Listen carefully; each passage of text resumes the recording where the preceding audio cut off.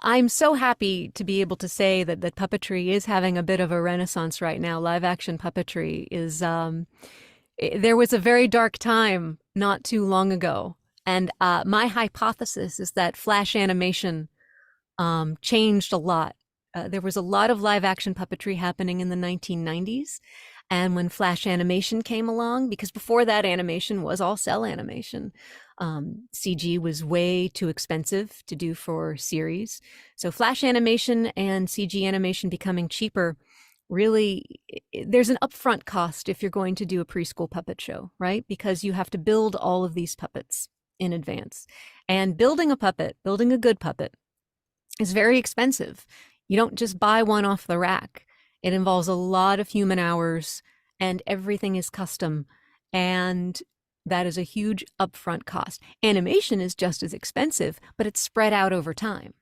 And so there are people who could be a little short-sighted and don't realize, well, the cost of that puppet will be amortized over a number of series.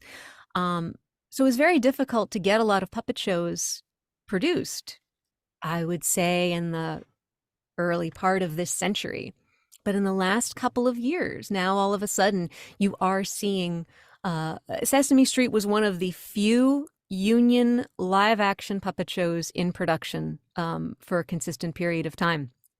But now it's really wonderful. You know, you've got the reboot of Fraggle Rock, and I was working on an Apple TV Plus show called Helpsters, which was really wonderful. I now work on a PBS show here called Don Quixote, which is also really wonderful.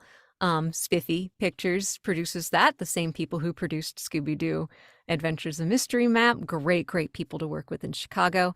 The Muppets Mayhem is a big recent release. You know, just the fact that there's been a little bit of a resurgence with the Muppets.